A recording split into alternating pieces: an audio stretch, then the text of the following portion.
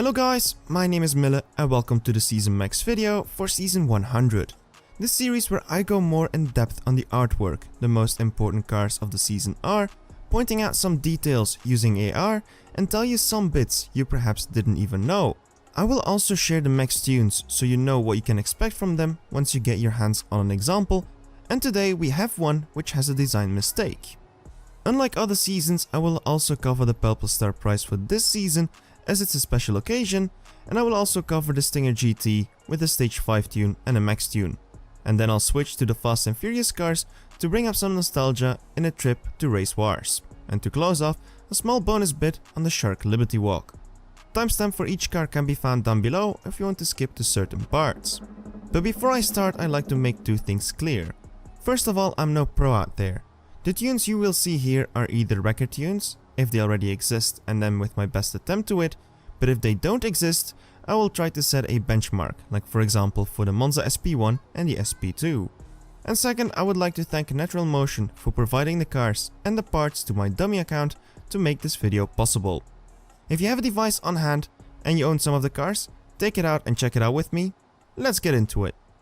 To start things off, the Ferrari Monza SP1 and SP2. Where the SP1 will be rewarded to the top 100 crews, and the SP2 is meant for all the players in crews surpassing the 8 million score. These are the frontrunners of the Icon series by Ferrari, and the main obvious difference of the two is the fact that the SP1 is a single-seater, while the SP2 is a dual-seater.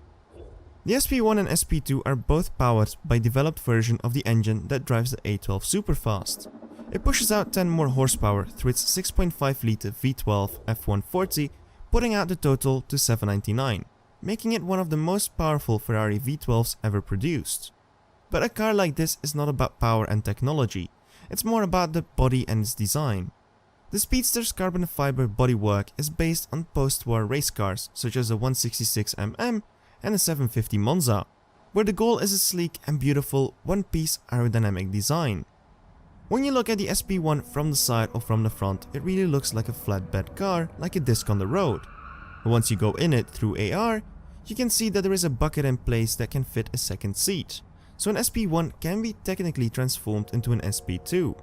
Also, the placement of the rear view mirror is kind of a funny gimmick, as it serves as a right side view mirror, but placed in the center. As for the console and the interior, I would say it's a typical Ferrari design, with the exception that the console is tilted towards the driver, making it more of a cockpit feel. One of the things I like the most about the car is the hood detach mechanism, which is insanely detailed even to the cables, but I just love how bare-boned this looks like. You can almost hear the click.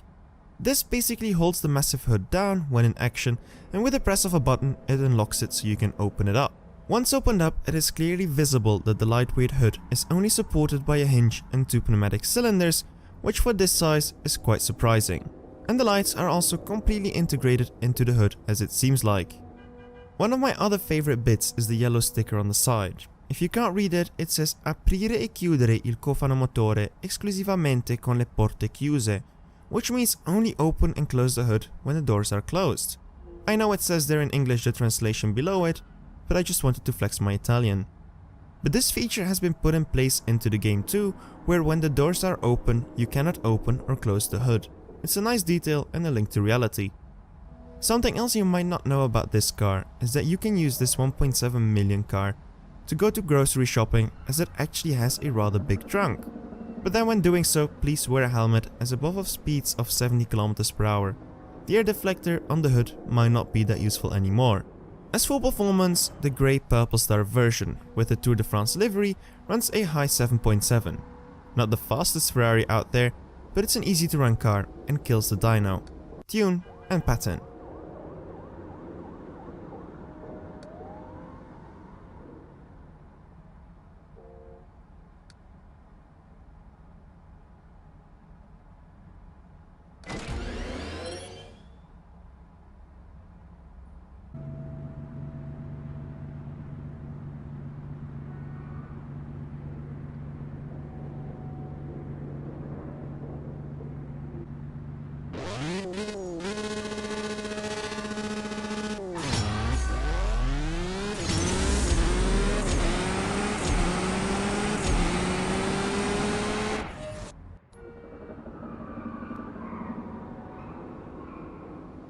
Now the SP2, and as it's a two-seater, it comes with 2 bumps on the back.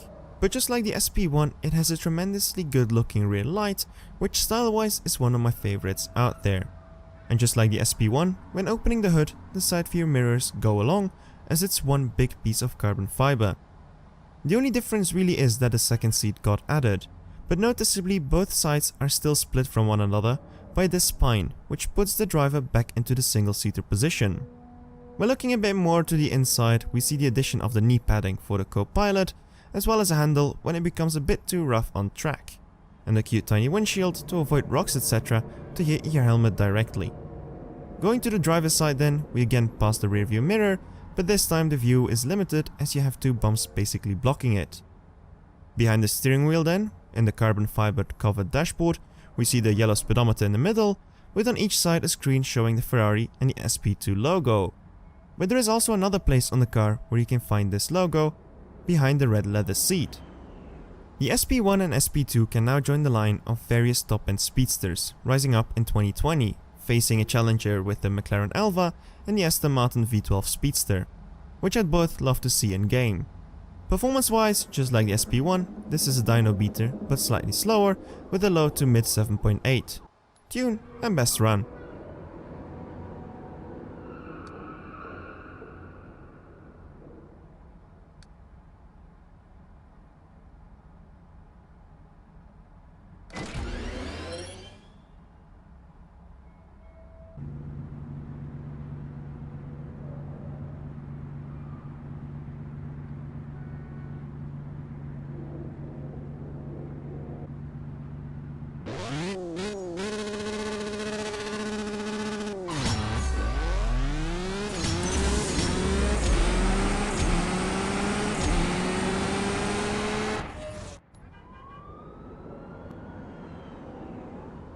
Onto the prestige car, the Kia Stinger GT, which according to the files would have been the Stinger GTS, the more sportier version with the carbon fiber parts here and there, like the side vents, the side mirror, the trim around the signature tiger nose grille, the diffuser and the fake rear vent.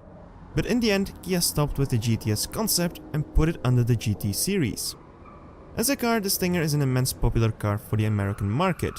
As a 4-door sedan with a big trunk and some decent power output, if you can get over the badge, it is really a great car. And I think this is also one of the few cars which comes with a trunk cover in-game. This all-wheel drive is powered by a 3.3 liter twin-turbo V6, pushing out 366 horsepower, and it comes in 5 drive modes to select from. Smart and Eco, which speak for themselves, but then you have Comfort, which sends 60% of the power to the rear axle for stability's sake, then Sport with 80% to the rear but still automatic shifting, and then Drift mode or Sport Plus, sending the full 100% and without automatic upshifts, so you will have to use the pedal to go up yourself. It really isn't that bad of a car for 45,000, considering you get redesigned Maserati rear lights for free. The name of the paint on the other hand is quite a bold one, as the Federation Orange you see here was only reserved to the GTS version. On the inside it really looks like your normal sedan. It looks quite comfortable to take your family to where you have to be.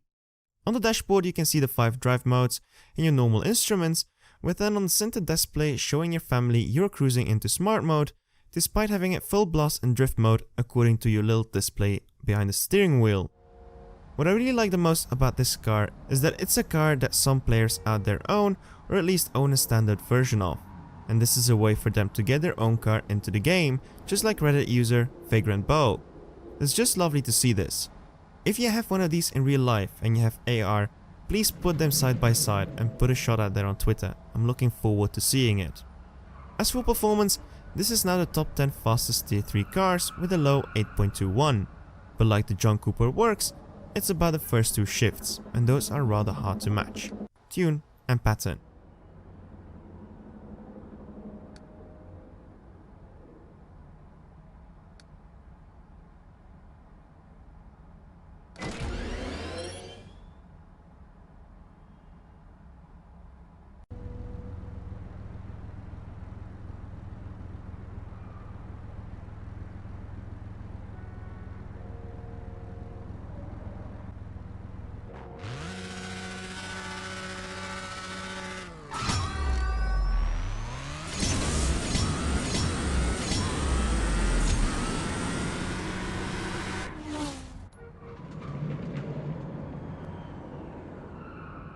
For the sake of the length in this video, not much about the Stage 5 tune. This is a reference that you can use for the majority of the fusion combinations, and without Nitro Stage 6, shifting in 5th is your best chance on a good time.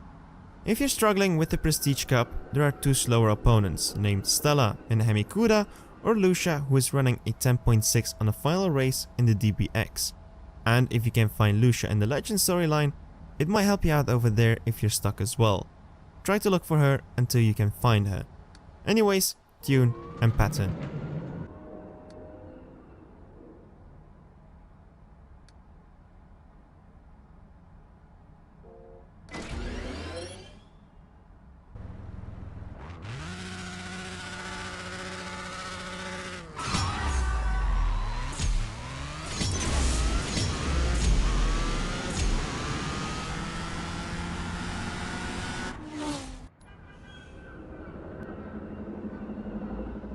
Onto the Fast and Furious then, and first up, Tran's S2000. I've seen the frustration of many where they say this is just a blatant reskin, and honestly, without sounding like a shill, this really isn't Natural Motion's fault. The pink S2000 from the second movie is literally this same car, but with a different paint, a different spoiler, redesigned interior, and without the roof. They reused the car for both movies basically. If you want to know more about this, check out this video by Craig Lieberman, which actually provided some of his own cars to the franchise in the beginning and became a technical advisor. Lots of great insights and a great video overall. Other than that, they have both the same wheel side kit, even the rims are the same, except for the wheel nut, where the pink one has the mention of the Roja brand, this one doesn't. But the car you see here is not an exact one-on-one with the movie. The only difference is that there is another brand on the side, because instead of Sparco being listed under HKS, in the movie it shows Maguire's, which is not a change they did by accident, but perhaps due to legal reasons. So the only changes really are to the inside, and here we see more of a stock interior, with a different shift stick and with an original steering wheel where the nitrous buttons are bolted onto it. I didn't even know this, and you can even see the braided cables. This car is like the opposite of Suki's, neon versus no neon. One is always open even if it's raining, the other one is always closed even when it's warm, and then one that I don't think anyone ever noticed, but Suki's car has a female model driver, while Tran has a male driver.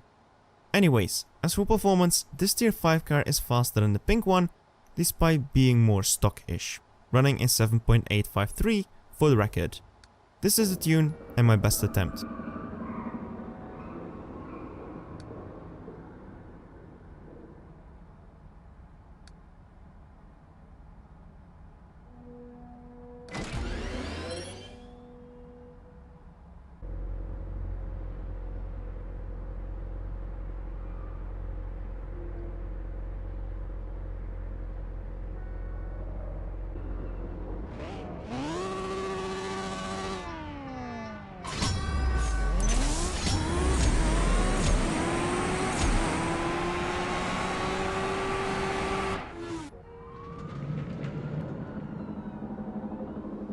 Now its opponent, Jesse's Volkswagen Jetta, and there is a reason he could never beaten Tran. It's a tier 4 car versus a tier 5 car, and they should have never even raced. Unlike the movie, this one does come with brakes in the front. Joking aside, this car has become iconic, and now Han is back in the new movie, we should endorse the hashtag #BringBackJesse.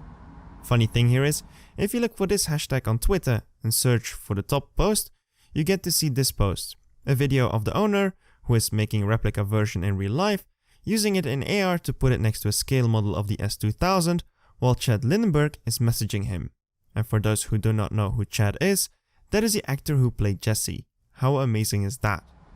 Back to the car now. This is something wherever I look, I cannot imagine how much work went into this as a real life car. In the front, the engine is so clean with the big intake on the left and the cables so nicely put away. And going to the side, we see the real early 2000s vibe tune-up paint job with the lady wearing armor riding to battle on a rocket. How crazy is this? And I just love the green accent compared to the white. Going to the back, on the trunk, we see a most likely fake carbon fiber wing with the Wing West logo, the body kit manufacturer. Then opening the trunk, and this is really giving me flashbacks to Underground 2, we see a big sound installation. And it comes with a small nitrous bottle attached to the trunk itself, and a bigger one which seems to be behind the panel. Seriously, the investment in this car is crazy. But now on the inside, and this is something unseen before, at least to me, this car comes with 4 bucket seats. Yes, my man, even in the back they installed bucket seats. Like, why? Then the pattern by Stitchcrafts on the inside is crazy too, and you can see it all around. As you can with the fake carbon fiber stickers, and a Sparco steering wheel which seems to have nitrous buttons, but with another 2 buttons installed on top of it. There are also 2 extra gauges, one for the nitrous and one for the oil pressure. Honestly, hats off to the original owner of this car, it's a great job, and perhaps one of the most expensive Jettas out there in terms of money invested into it. Once the event ended, it kind of felt empty, like there was no real purpose to it. But a viewer on my last video commented about a nice idea. What about a race which you could have done infinitely? And you have to use this Jetta and you always go against Tran's S2000, but you can never win. Now that would have been nice. Anyways, performance wise, not the fastest tier 4 car and honestly a bit underwhelming, but it should be quite easy to upgrade in terms of fusion parts. Anyways, best time is a 10.491, tune and pattern. Be aware, you have to have the needle drop to make the best time.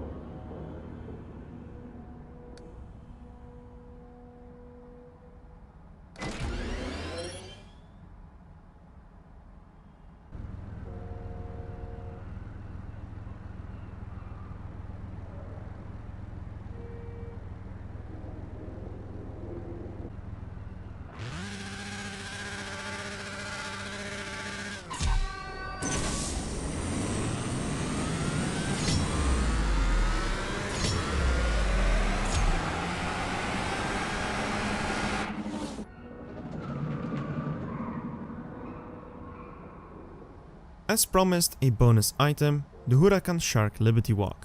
No tune on this one, but there was something I wanted to show that perhaps not many know. But to suit the livery, the body kit on this car is not the same as the Gold Star version. This part of the fender is cut so that the mouth shape could actually fit. Voila, something perhaps you didn't even know. And with that one, I will close off for today. If you enjoyed the video, do not hesitate to leave a like, subscribe for more content like this. My name is Mille, see you around, and keep racing.